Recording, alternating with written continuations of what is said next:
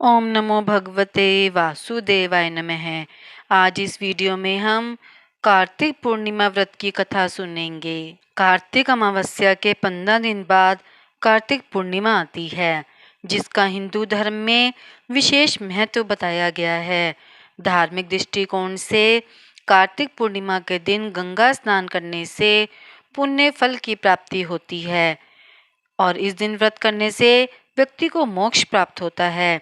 इस दिन भगवान शिव की आराधना की जाती है और गंगा स्नान के बाद अपनी क्षमता के अनुसार दान करना शुभ माना गया है। कार्तिक पूर्णिमा को त्रिपुरारी पूर्णिमा के नाम से भी जाना जाता है। आइए सुनते हैं कार्तिक पूर्णिमा की व्रत कथा। शिव पुराण के अनुसार तारकासुर नामक दैत्य के 3 पुत्र थे, जिनके नाम तारकाक्ष, कमलाक्ष और विद्युन्माली था। भगवान शिव के पुत्र कार्तिकेय ने तारकासुर दैत्य का वध किया था, जिससे उसके बेटों को बहुत दुख हुआ। उन्होंने अपने पिता के वध का बदला लेने के लिए घोर तपस्या कर ब्रह्मा जी को प्रसन्न किया। ब्रह्मा जी ने प्रसन्न होकर उन्हें दर्शन दिए और वरदान मांगने को कहा, जिसके बाद उन्होंने अमर होने का वरदान मांगा। लेकिन ब्रह्मा जी ने उन्हें इसके अलावा कोई दूसरा वरदान मांगने को कहा। इसके बाद तीनों दैत्यों ने ब्रह्मा जी से कहा कि आप हमारे लिए 3 नगरों का निर्माण करवा दीजिए। हम इन नगरों में बैठकर पृथ्वी पर आकाश मार्ग से घूमते रहें और 1000 साल बाद हम एक ही जगह पर मिलें।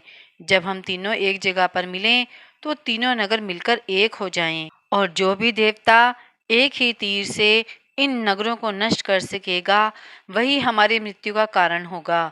ब्रह्मा जी ने उन्हें तथास्तु कहा। ब्रह्मा जी का वरदान पाकर तीनों राक्षस बहुत ही प्रसन्न हुए और ब्रह्मा जी के कहने पर मय दानव ने उनके लिए 3 नगरों का निर्माण किया।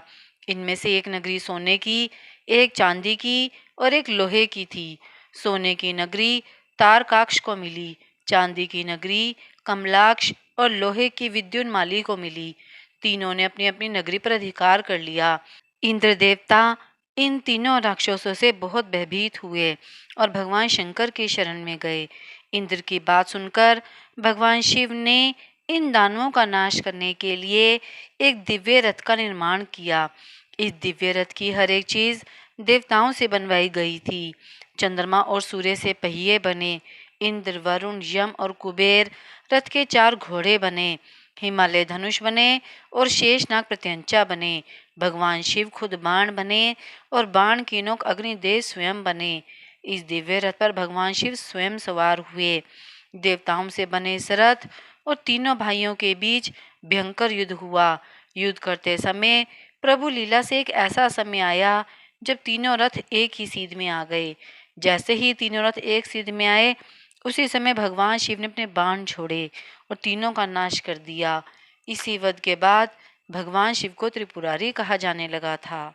कार्तिक पूर्णिमा की व्रत कथा संपूर्ण हुई। अगर आपने अभी तक मेरे चैनल को सब्सक्राइब नहीं किया है तो आप मेरे चैनल को सब्सक्राइब करें, ताकि आपको मेरे आने वाली वीडियो की नोटिफिकेशंस मिलती रहें।